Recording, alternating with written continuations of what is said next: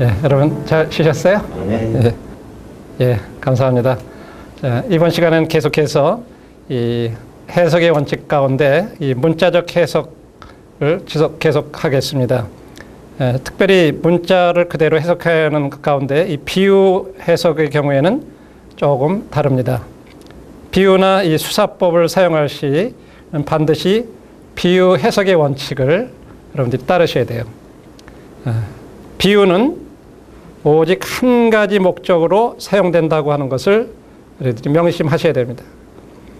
예를 들어서 요한복음 10장에 나는 양의 문이라 주님이 그렇게 말씀하셨는데 주님이 실제적으로 어떤 그 양의 문이라고 하는 주님이 문이 사람이 문이 될 수가 없잖아요.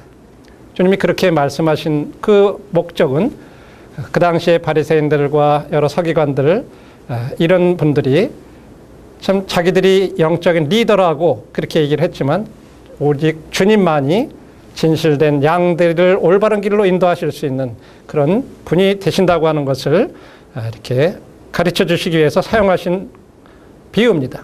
우리들이 이런 것들을 또 문자 그대로 해석한다고 그래가지고 그냥 예수님은 문이라고 그랬다 이렇게 해석해서는 안 된다고 하는 말입니다.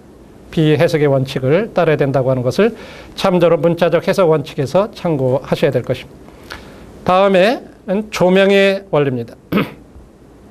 조명의 원리라고 하는 것은 우리가 조명이라는 것은 성령께서 독자들로 하여금 계시되어 기록된 진리를 깨닫게 해주시는 것을 말합니다.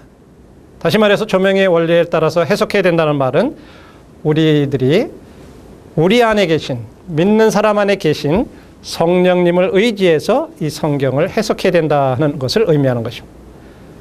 이건 굉장히 중요한 것입니다. 아무리 인간적으로 지식이 있는 사람이라 할지라도 성경은 영적인 책이기 때문에 저희들이 성령을 의지해서 하나님 진짜 이 진리를 깨닫게 해주십시오 라는 간절한 그런 소원을 가지고 이 성경을 연구해야 된다고 하는 것을 또 해석해야 된다고 하는 것을 말하고 있습니다.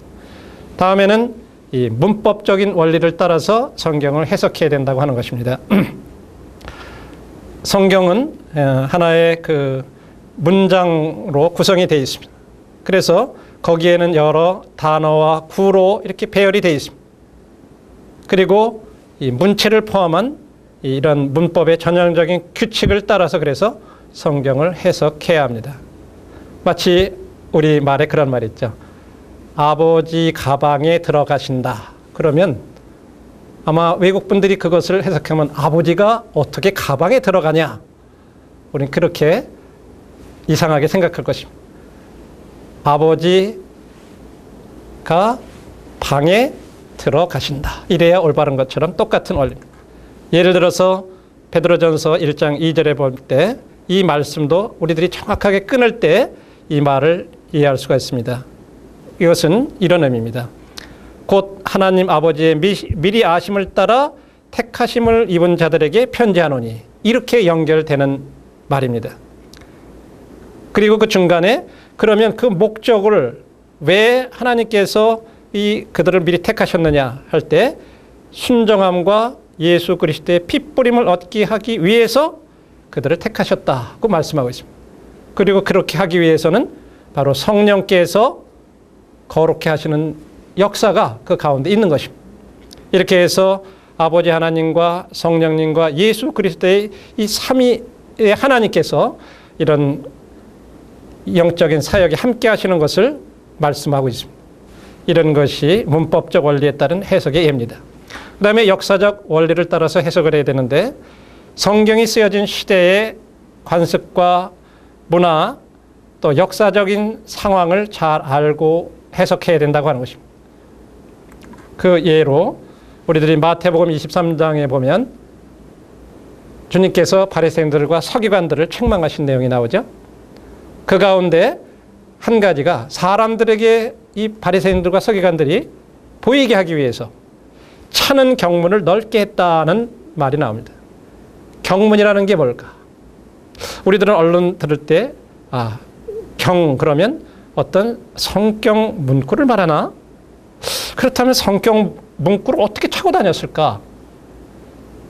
또 성경 문구를 어떻게 넓게 했을까? 아마 이런 여러 가지 생각들을 하게 될 거예요.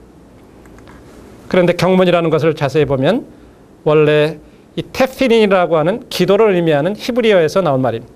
그리고 그것이 헬라어로 번역될 때는 필락테리온이라고 하는 호신패를 이방인들이 뭔가 자기를 보호하기 위해서 가지고 다녔던 그런 호신패를 의미할 때 사용된 단어입니다. 그래서 이것은 성구함을 의미합니다. 이 성경의 구절들을 기록한 양피지를 이렇게 넣은 작은 가죽 상자입니다. 원래 이 경문은 2개의 검은색 상자로 이렇게 되어 있는데 대략 한 면이 한 2.5 내지 5cm 정도 되는 육면체로 되어 있습니다. 거기에 가죽 끈이 달려 있어서 이 끈을 가지고 하나는 이마 정면에 하나는 이 팔에 이렇게 맸습니다. 그 안에는 이 성구가 들어있는데 이마에 맨 상자에 들어있는 성구와 팔에 맨 상자의 성구는 같은 것이지만 그것을 조금 다르게 기록을 보관을 하고 있습니다. 이마에는 출애굽기 13장 1절로부터 16절과 신명기와 신명기 6장 4절로부터 9절, 11장 13절로부터 21절을 조그마한 양피지에 서기관들이 그것을 기록을 해서 그 안에 집어넣어 있습니다. 그 다음에 팔에 맨 상자에는 그것을 갖다가 출애굽기 말씀을 조금 더 둘로 구분을 했습니다. 그리고 4개의 방으로 나눠진 데다 각각 하나씩 집어넣는 이런 차이점이 있습니다. 여기에 이것이 유대인들이 지금 이마와 이 팔에 경문을 찬 그와 같은 모습입니다. 자, 그렇다면 그들이 경문을 찬 이유가 무엇일까요? 그것은 유대인들은 특별히 문자적으로 그대로 모세오경을 해석했던 것입니다. 그래서 옛날의 랍비들은 이것으로 내 손의 기호와 내 미간의 표를 삼으라 하는 그 말씀을 출애굽기 13장 16절에 나오는 말씀을 그대로 순종하기 위해서 이 경문을 이렇게 이마와 미간이라고 하니까 이 이마와 그 다음에 이 눈썹과 눈썹 사이를 말하죠. 그 다음에 이 팔에 찼던 것입니다. 또 상징적으로는 이스라엘 백성들의 경우에는 400년 동안 그들이 애굽에서 종살이를 하다가 이렇게 나왔기 때문에 예배하는 사람들이 이제 그 애굽의 종살이에서 우리를 구속해 주신 그 하나님 앞에 우리 자신을 헌신하고 성별해야 되겠다 하는 것을 늘 상기시켜 주는 그런 의미로 이 경문을 찼던 것입니다. 그러면서 이 경문은 하나님께서 나 예배드리는 나의 이 마음과 내 이 지성의 주인이 되십니다 하는 것을 경문을 찬 것을 통해서 상기를 했던 것입니다. 경문은 말씀드린 대로 하나는 이마에 차고 하나는 이 상자가 가슴을 향하도록 이렇게 팔꿈치 아래에 바로 이렇게 찼습니다. 그리고 이것을 이 팔주에 7번 이렇게 감았는데 이것은 이스라엘 백성들이 시편 145편 16절의 말씀 이 히브리어로는 7단어로 되어 있는데 그것을 따라서 이제 7번 이렇게 감았다고 합니다. 자, 이런 것들이 바로 역사적인 원리에 따라서 성경을 올바로 해석하는 것입니다. 다음에 가르침의 원리라고 하는 것은 하나님께서 하나님의 교회 안에 성경 말씀을 가르칠 수 있는 은사를 가지신 분들을 주셨습니다. 이들을 교사라고 부릅니다. 그래서 교사들의 도움을 받아서 또한 우리 성경을 해석해야 된다고 하는 것입니다. 성경 교사들이 쓴 주석이라든지 참고 서적도 우리들이 성경을 해석하는 데 도움이 됩니다. 그러나 여기서 우리들이 조심해야 될 부분이 있습니다. 그것은 잘못하면 우리들이 해석하는 사람들의 경향에 따라서 우리들도 편향될 수 있기 때문에 우리들이 그런 것들은 전적으로 의지하지 않고 오히려 내가 해석의 원칙에 따라서 해석해 본 것과 비교했을 때 저들도 이렇게 같이 이해를 하고 있구나 아니면 어떻게 다르게 이해했구나 이런 비교의 수단으로서 또한 우리들이 사용하면 좋은 도구가 될 수 있습니다. 다음에 성경상 조화의 원리에 따라서 해석해야 된다는 말은 말씀 간에 서로 모순이 되어서는 안 된다고 하는 것입니다. 이 말씀은 이런데 저런 말씀은 저런데 서로 모순되게 해석돼서는 안 된다고 하는 것을 이것을 성경상 조화의 원리라고 말을 합니다. 예를 들면 우리가 잘 아는 구원에 관한 구절 가운데 야고보서의 말씀과 에베소의 말씀이 전혀 다릅니다. 야고보서의 말씀은 우리가 행함으로 의롭다함을 받는다고 말씀하고 있습니다. 그러나 에베소에서는 단지 은혜로 믿음으로 말미암아 구원받는다고 말씀하고 아주 정반대의 말씀을 하고 있습니다. 그러면 이것을 어떻게 해석할 수 있을까요? 여러분들이 학교에서 수학 시간에 사각뿔에 대한 것을 여러분들 상상을 해보십시오. 그것을 위에서 바라봤을 때는 투시를 해봤을 때 위에서는 사각형으로 보입니다. 그러나 옆에서 바라봤을 때는 삼각형으로 보입니다. 어느 관점에서 봤느냐에 따라서 똑같은 사각뿔이지만 그것이 다르게 보이는 것입니다. 이 두 말씀도 하나님의 관점에서 바라봤을 때는 은혜입니다. 사람들이 구원받는 것은 전적으로 하나님의 은혜입니다. 그러나 사람들의 관점에서 봤을 때는 그런 구원받은 사람이라면 그런 어떤 행위가 나타나야 되므로 사람들이 알아볼 수 있다는 그런 관점에서 행위를 말하고 있습니다. 전혀 모순이 아닙니다. 다음으로 우리 이제 실예를 들어서 요한 3서를 통해서 이 해석을 원리를 발견해 보면 우리가 진리를 안에서 행하다 보면 어려운 일을 당할 수도 있다고 하는 말입니다. 요한 3서에서는 진리 가운데서 행한 너희를 보니 기쁘다. 진리 안에서 행하는 자, 진리 안에서 행하는 자를 계속 강조해서 말씀하고 있습니다.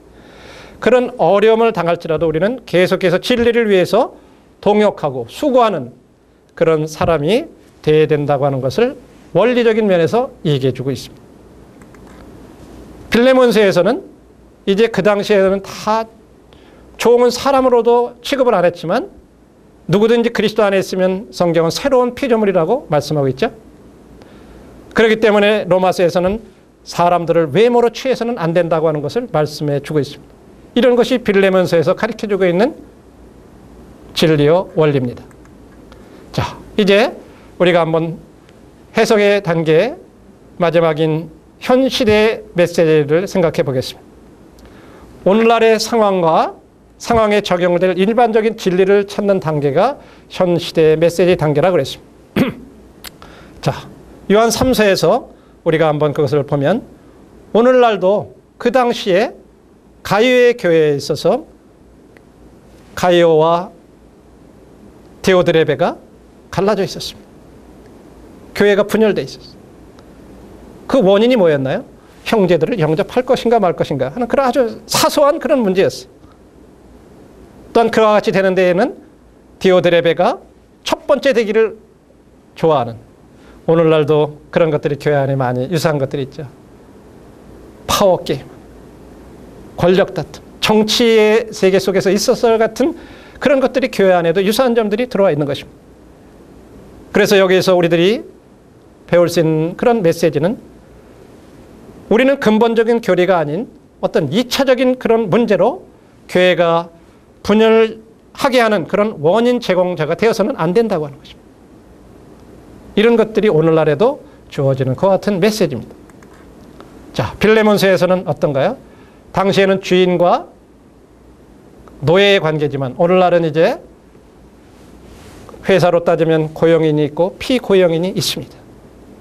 그런데 참 고용주가 굉장히 선을 베풀고 잘해주고 그랬는데 피고용인들 가운데 그것을 악용해가지고 도움을 받았던 사람들이 오히려 배반하고 회사에 손해를 끼치고 그런 사람이 있었다고 합시다.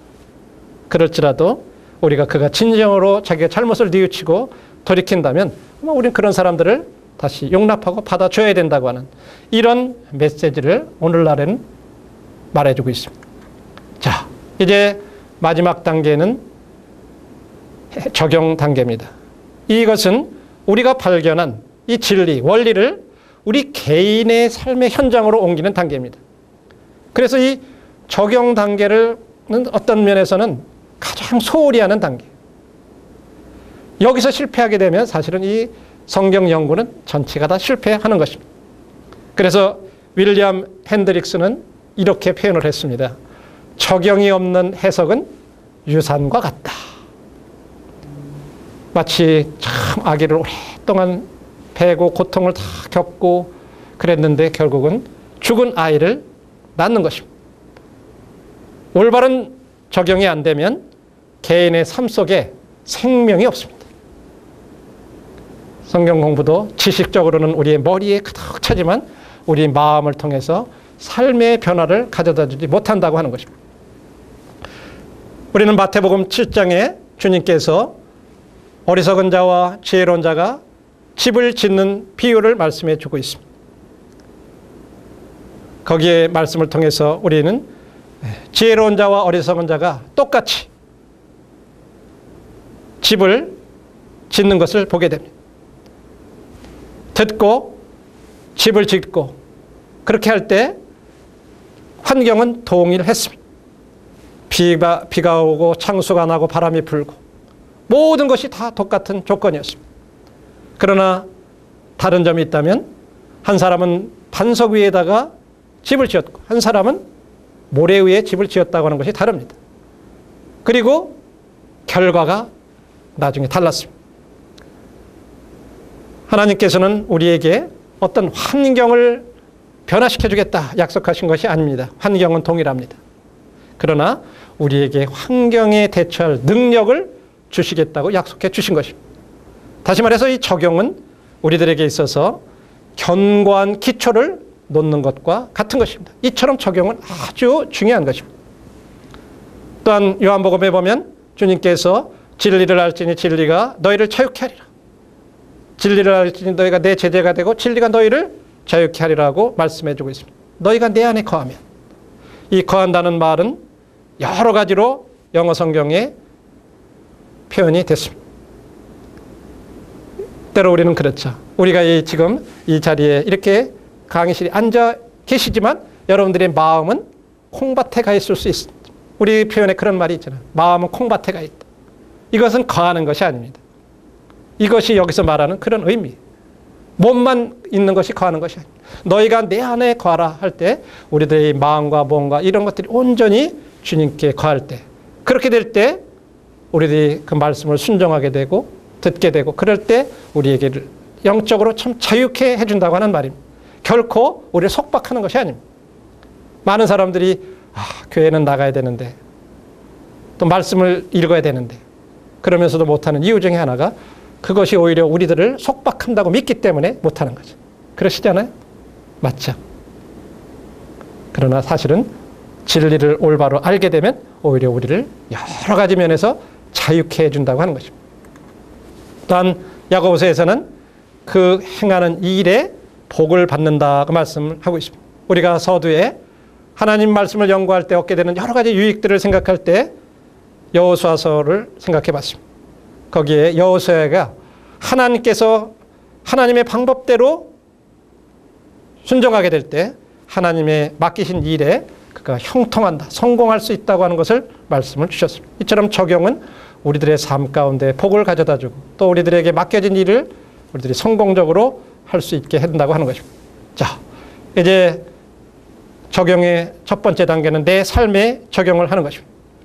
이 말은 내 삶 가운데 어느 영역에 내 삶의 영역에 이 발견한 원리를 나의 삶 속에 적용할 건가. 그래서 그것을 결정하는 단계입니다.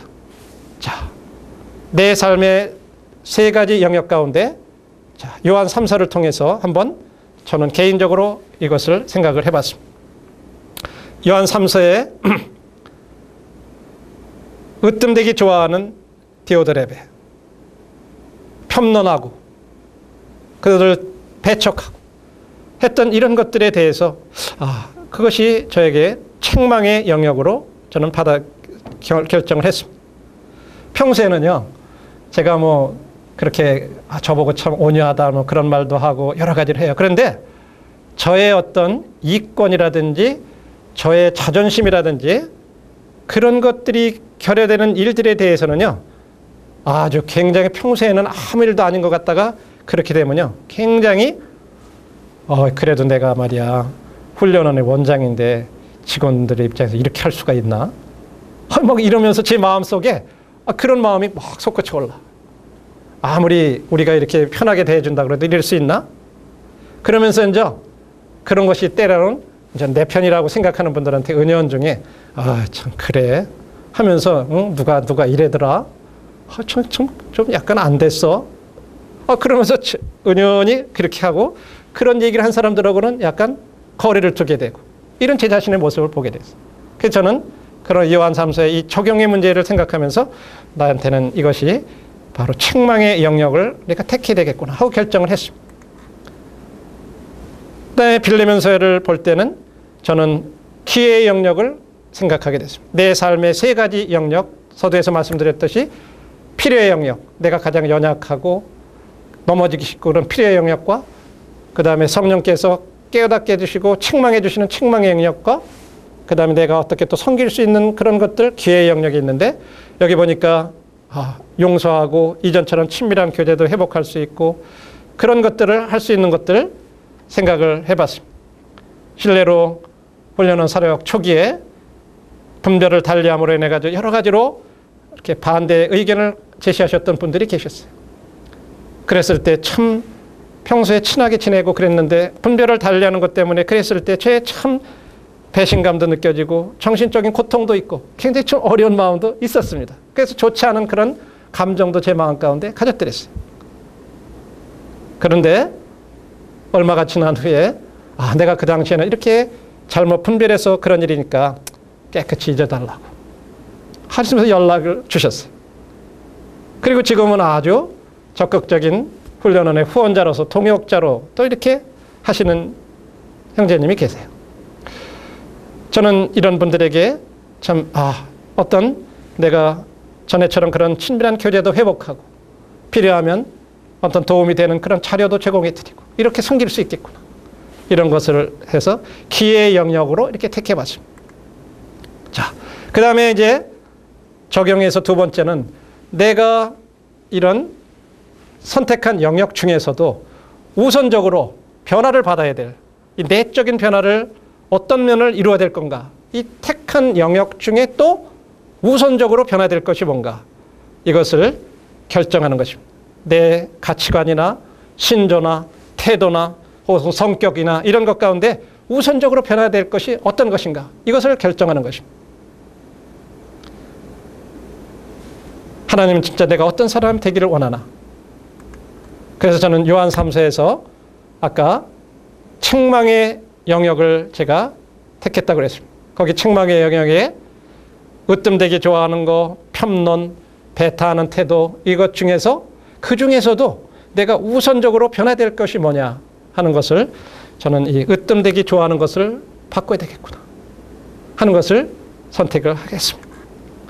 그리고 빌레몬서에서는 내가 섬길 수 있는 그런 여러 가지가 있는데 이 기회의 영역 가운데서 내가 먼저 그와 같은 마음을 섭섭하게 했던 거에 대해서 제가 악한 감정을 품고 그랬던 거에 대해서 내가 중심으로 용서하는 내 마음의 회복을 이루어야 됐고 그러면서 그를 섬겨야 되겠다고 하는 것을 택했습니다. 자, 그리고 이제 적용의 마지막 단계가 계획인데 이 하나님 말씀 실천하는 건요 저절로 그냥 되는 게 아니에요. 여기에는 우리의 의지가 필요합니다. 의도적으로 노력하는 것이 필요해요. 그렇게 하기 위해서는 계획을 세워야 합니다. 그것이 좋은 출발점이에요. 그래서 계획은 이 계획을 세우는데 실패하는 거요. 난 실패하겠다 하는 계획을 세우는 거라고 이런 말이 있어요. 아주 의미가 있는 말이지 않습니까? 아무 계획을 안 세우면 그건 실패하겠다는 그런 말이에요. 저는 요한 3서에서 제가 우선순위로 택한 것이 뭐라 그랬죠?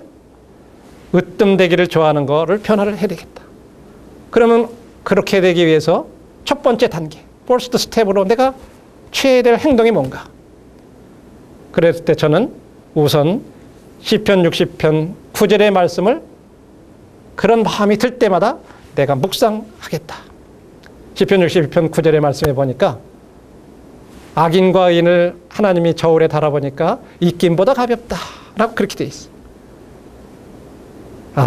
거기 입김보다 가볍다 하는 경하다 하는 표현이 하늘에 하나님의 저울에 달면 나는 아무것도 아닌 존재, I am nothing 이라고 나는 하나님 보시기에 아무것도 아닌 존재인데 내가 뭐 누구보다 더 첫 번째가 되고 으뜸이 되고 그럴 만한 게 없죠. 나는 그런 사실을 묵상하겠다 하는 것을 저의 계획으로 이렇게 세웠습니다. 그 다음에 빌레몬서에서는 중심으로 용서하는 마음의 회복을 위해서 내가 첫 번째로 내가 해야 될 일이 뭐냐. 먼저 그 형제님에 대한 저의 좋지 못한 감정을 주님 앞에 아뢰고 용서하는 마음을 주시도록 기도하면서 그동안에 이렇게 형제님에 대해서 제가 어려운 마음을 가지고 있었습니다. 그러나 이제 그런 연락을 주신 거에 대해서 너무 감사합니다. 제가 그런 마음을 이제 이렇게 메일로 이메일을 보내드리자. 뭔가 첫 번째 조치를 취해야 될 이런 것을 저의 마음 가운데 이렇게 해봤습니다. 자, 우리 이제 한번 지금까지 배웠던 기납잡 성경 공부 방법을 종합해서 한번 정리를 해보겠습니다. 요한 3서와 빌레몬서를 통해서 종합을 해보고 그 다음에 우리가 안 해봤던 구약 성경의 애굽에서 이스라엘 백성들이 출애굽해서 첫 번째로 전쟁을 했던 이 아말렉과의 전투를 우리가 한번 살펴보면서 다시 한번 연습을 해보겠습니다. 자, 먼저 우리 요한 3서를 통해서 지금까지 배운 것을 한번 저희들이 순서에 따라서 한번 다시 정리를 해보겠습니다. 먼저 관찰 단계에서 등장인물과 장소를 저희들이 요한 3서에서 찾아봤습니다.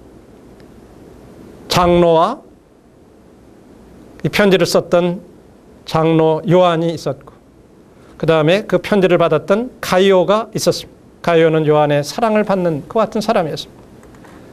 그리고 이 가이오로부터 요한에게 와서 요한이 어떤 어려움을 당하고 있는지를 보고했던 형제들이 있습니다. 거기에 대해서 요한은 내 자녀들이 진리 안에서 행하는 것을 본 것보다 참 더 즐거움이 없다고 말씀하고 있습니다. 자, 그리고 거기에 이 아무것도 받지 않고 참 이방인들에게 나가서 복음을 전했던 그런 나그네 된 형제들이 있었습니다. 당시에 아마 이런 순회 복음단 형제들이라고 할까요? 그런 형제들이 돌아다니면서 복음을 전했던 형제들이 있었던 것 같습니다. 자, 그리고 요한이 속했던 교회에 그곳에 성도들이 있었고 그 다음에 가이오가 속했던 그와 같은 교회에 성도들이 있었고 이방인들에게 복음을 전했던 또 이방인들이 나오고 거기에 역사하셨던 하나님이 계시고 이런 것들이 관찰 단계에서 우리가 살펴본 것입니다. 그리고 가이오가 있던 지역의 그 교회에 디오드레베라고 하는 으뜸되기를 좋아하고 접대를 안 하고 하지 않을 뿐만 아니라 접대하려고 하는 형제들도 쫓아내고 악한 말로 그런 형제들을 폄론하고 험담하고 그런 디오드레베가 있다는 걸 봤습니다.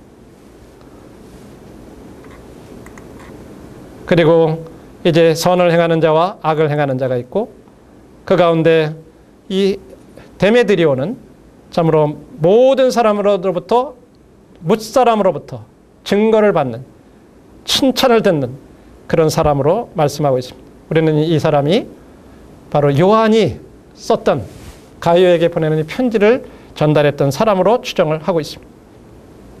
그러면서 마지막으로 요한은 이제 여기에 나와 함께 있는 이 여러 친구들이 지금 가이오 너가 있는 그곳에 있는 여러 믿음 안의 친구들한테 이렇게 다 한 사람 한 사람씩 이름을 들어서 문화한다고 하면서 편지를 마감하고 있습니다. 이것이 요한 3서의 첫 번째 우리들이 관찰 단계에서 볼 수 있는 등장인물과 장소입니다. 근데 이제 두 번째 관찰 단계 세 번째로는 줄거리를 알아보는 건데 그것은 두 가지 방법이 있다 그랬습니다. 그림으로 그려보는 방법과 이야기 형식으로 그려보는 건데 그림으로 우리는 그려봤습니다. 자, 여기서 보시는 대로 요한이 있었던 교회와 가이오가 있었던 교회 거기에서 요한이 1차적으로 서신을 보냈지만 이 디오드레베가 그것을 거절하고 또한 대접하려고 했던 가이오와 그를 따른 분들을 내어쫓고 이런 내용들을 형제들이 와서 요한에게 보고를 하는 그래서 지금 그런 어려운 가운데 있다는 얘기를 듣고 이제 사도 요한이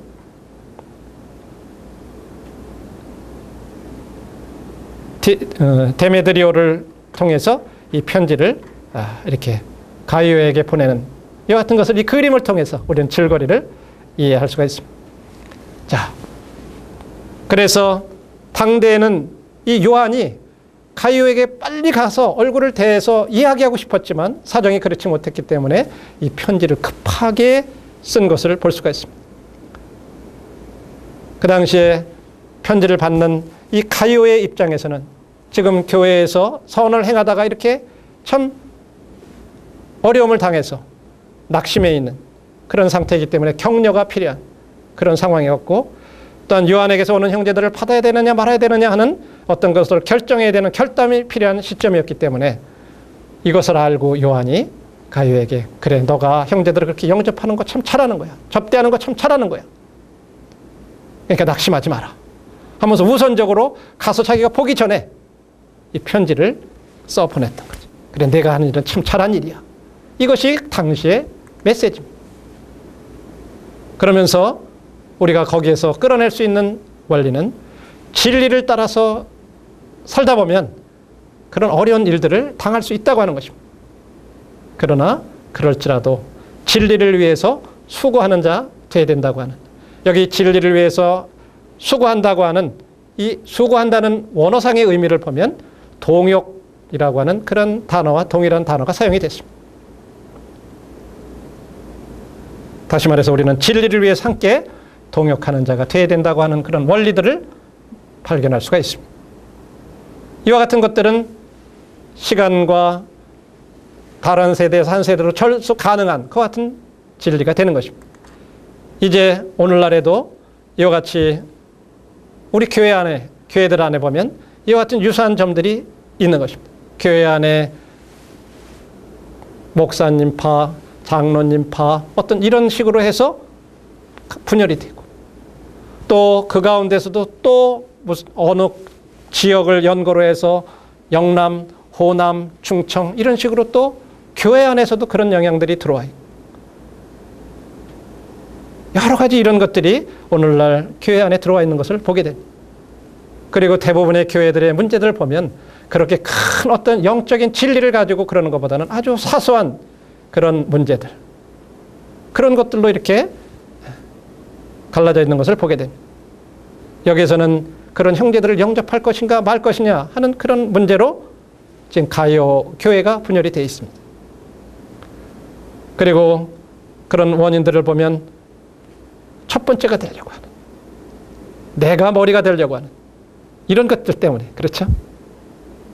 이것이 문제가 되고 있습니다. 그래서 우리들은 이런 2차적인 문제들, 중요한 1차적인 근본 진리가 아닌 문제들을 가지고는 우리들이 교회가 분열되게 하는 그런 원인 제공자가 되어서는 안 된다고 하는 것을 우리들이 오늘날 또 이런 데서 배울 수가 있습니다. 이것이 오늘날 현 시대에 주는 메시지입니다. 자, 이제 우리의 삶 가운데 어떻게 이것을 적용할 것이냐. 으뜸되기를 좋아하고 편론, 험담하고 배타하는 이런 것들에 대해서 우리들이 평소에는 아무 문제가 없지만 자존심의 문제, 이런 것들이 걸릴 때 거기서부터 나오는 어떤 권위를 내세우는 거라든지 이런 것들을 나하고 동조하는 사람들하고 나누는다든지 이런 것은 해서는 안 된다. 그래서 나는 책망의 영역을 택하고, 그리고 이제 우선적으로 그 가운데서 변화되어야 될 것은 내가 으뜸되기를 좋아하는 것을 나는 바꿔야 되겠다. 그러기 위해서 내가 첫 번째로 해야 될 일은 나는 아무것도 아니다. 하나님의 저울에 달아보면 나는 진짜 입김보다 가벼운, 나는 아무것도 아니라는 그런 존재라는 것을 내가 이 시편 60편 9절의 말씀을 그런 생각이 떠오르고 내 마음에 우러날 때마다 나는 먼저 그 말씀을 묵상하면서 나 자신을 자제하겠다. 이런 것을 요한 3서를 통해서 저는 해본 것입니다. 이렇게 할 때 이것이 요한 3서를 이 귀납적 성경 공부 방법에 따라서 우리가 공부를 다 해보았다고 말할 수가 있습니다. 다음에 우리는 한번 필레몬서를 통해서 이것을 종합 정리해 보겠습니다. 자, 우리는 지금 바울이 복음을 전하다가 지금 감옥에, 로마에 있는 감옥에 가 있는 것을 보게 됩니다. 그리고 그곳에 에바브라가 함께 감옥에 갇혀서 참 이 수고한 것을 보게 되고, 근데 거기에 이 오네시모라고 하는 이와 같은 이 빌레몬의 종이 로마로 도망쳤다가 거기에 감옥에 갇혀 들어와서 바울을 통해서 복음을 듣고 깨달은 그것을 알게 됩니다. 그래서 바울이 이제 그 빌레몬에 있는 그 집에 모이는 교회와 이 빌레몬에게 이 편지를 쓰는 것을 보게 됩니다. 관찰해서 우리는 그와 같이 바울이 갇혔던 감옥과 빌레몬이 집에 모였던 이 빌레몬의 집과 그 다음에 거기에서 모였던 이 사람들에 대해서 빌레몬과 아비아와 아키포와 교회들이 그곳에 모였던 것을 관찰해서 발견할 수가 있습니다. 그리고 내가 가면 머물 수 있는 이와 같은 처소를 예비하라고 하는 그래서 또한 한 장소를 볼 수가 있고 이곳에 이제 그 감옥에 갇혀 있었던 마가나 아리스다고나 데마나 누가 감옥에 갇혀 있지만 로마 쪽에 같이 있었던 이런 사람들을 보게 됩니다. 그리고 디모데와 그리스도 예수와 하나님 이렇게 등장하는 이 관찰 단계에서 이와 같은 것들을 보게 됩니다. 그리고 아까 보여드린 대로 이제 이 골로새 지역에 있다가 물건을 훔쳐서 도망친 종 오네시모가 로마에 와서 이제 감옥에서 바울을 통해서 복음을 듣고 그를 이제 다시 돌려보내는데 두기고와 함께 더불어서 이 빌레몬에게 돌려보내면서 그를 형제로 영접해 줄 것을 당부하는 우리가 이제 이야기 형식으로 이것을 한번 말씀을 드렸습니다. 그리고 이제 당대 해석 단계 첫 번째 당대 메시지로서 빌레몬은 이와 같은 자기 물건을 훔쳐간 오네시모 그를 죽일 수도 있고 거절할 수도 있고 그러나 그를 다시 받아들일 수도 있고 이거에 대해서 결정해야 될 것 빌레몬에서는 바로 그런 필요가 있었던 것입니다. 거기에 대해서 바울이 이제 더 이상은 하나의 그런 물건이 아니라 종이 아니라 노예가 아니라 이제는 하나의 형제요 이제는 하나의 한 사람으로서 그를 받아들여야 될 것을 답을 해주고 있습니다. 이것이 그 당시의 메시지였습니다. 자, 누구든지 이제 해석 단계 두 번째 원리 단계에서는 누구든지 그리스도 안에 있으면 이제 새로운 피조물이라. 과거의 신분이 상관이 없습니다. 어떤 위치에 있었던 이제는 주님 안에 들어오면 우리는 모두 다 새로운 피조물로서 하나님께서 여겨주십니다. 그래서 우리는 고린도후서 5장 17, 18절 이하의 말씀에 보면 우리가 더 이상 육신대로 사람을 보지 않는다. 인간적인 관점에서 사람을 보지 말아야 된다고 말씀하고 있습니다. 로마서에서도 동일하게 우리가 외모로 사람을 취해서는 안 된다고 하는 원리를 말씀해 주고 있습니다. 이제 오늘날에도 비슷한 관계들이 고용주와 회사에서 고용주와 피고용주의 관계로 생각해 볼 수가 있습니다. 많은 사람들이 회사에 들어와서 참 많은 은혜를 입다가 해를 끼치거나 좋은 정보들을 빼내가거나 그래서 회사에 손해를 끼친 그런 사람들이 있습니다. 그러나 그들이 진정으로 뉘우쳤을 때 우리들이 그들을 참으로 용서해 줘야 된다고 하는 그런 부분들을 볼 수가 있습니다. 이제 이런 부분들에 대해서 저는 저하고 개인적으로 어려움을 있었던 그런 한 형제님에 대해서 내가 오히려 섬길 수 있는 또 용서할 수 있는 그런 기회의 영역을 택하고 내 삶에 그런 그분들에 대해서 이제 용서해야 되겠다 하는 어떤 그런 것을 마음 가운데 택해봤습니다. 그리고 그렇게 하기 위해서 내가 진짜 먼저 우선적으로 나한테 필요한 것은 내가 중심으로 용서하는 내 마음의 회복이 먼저 필요하다. 그래서 어떻게 그렇게 하기 위해서 저는 첫 번째로 주님 앞에 내 마음의 그런 솔직한 상태를 아뢰고 그동안의 나의 마음을 이제 이 형제님한테 이메일로 이제 보내드리자. 그렇게 해서 관계를 회복하는 그런 것을 제가 생각하게 됐습니다. 이것이 저희들이 이제 요한 3서와 빌레몬서를 통해서 살펴본 종합적으로 성경 연구 방법인 기납적 성경 공부 방법을 통해서 알아본 그런 방법입니다. 다음 시간에는 이어서 우리가 함께 해보지 않았던 이 구약의 출애굽기를 통해서 한번 이 기납적 성경 공부 방법을 통해서 종합적으로 한번 우리가 공부해 보는 시간을 갖도록 하겠습니다. 감사합니다.